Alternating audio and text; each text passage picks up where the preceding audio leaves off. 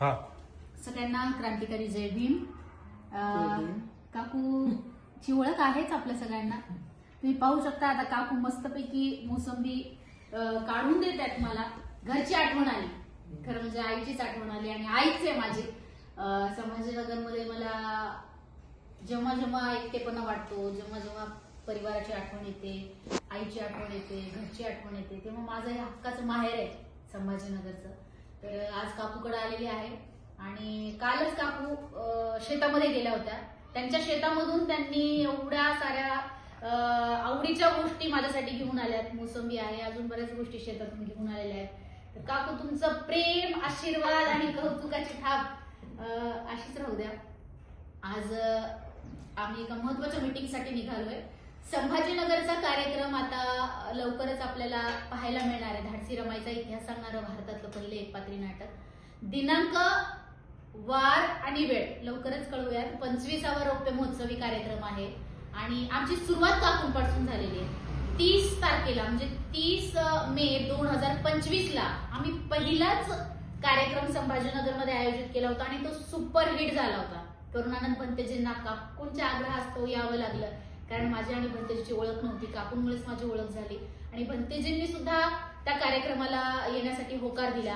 त्याचबरोबर सर्व अधिकारी वर्ग त्यांनी सुद्धा आमच्या कार्यक्रमाला विशेष अशी उपस्थिती दर्शवली, त्यामुळे त्यांचे आभार मानते।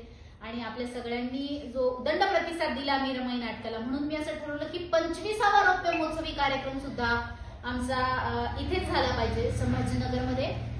आणि बाबासाहेबांच्या पदस्पर्शानं पावन झालेल्या भूमीतून आम्ही संभाजीनगरच्या परिसरातून 25वा कार्यक्रम थाटामाटात साजरा करणार आहोत। तर 7 फेब्रुवारी माता रमाईची जयंती आहे।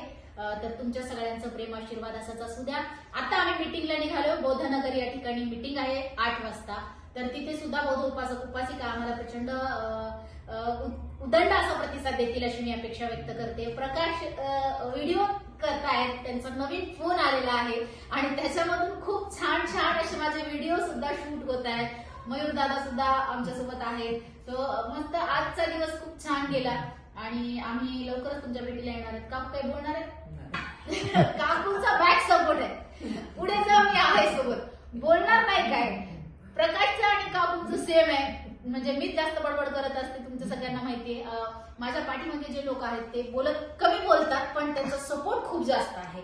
म्हणजे मी त्यांच्यामुळे बोलू शकते, मला स्टेज मिळतंय, प्रत्येक ठिकाणी ऑपॉर्च्युनिटी मिळते। तर ते 2 व्यक्तिमत्व माझ्यासोबत सध्या आहेत संभाजीनगरचे। तर तुम्ही असंच आमच्या युट्यूबच्या चॅनलला लाईक करत राहा। बरेच दिवस झाले मी युट्यूबला काही व्हिडिओ शेअर केलेले नाहीये, तर हा डायरेक्टली विदाउट कट व्हिडिओ तुमच्यासाठी मी शेअर करते। ही नवी सुरुवात आहे। आजची संभाजीनगरची पहिली मीटिंग काकू आयोजित करतायत। दिनांक आज 8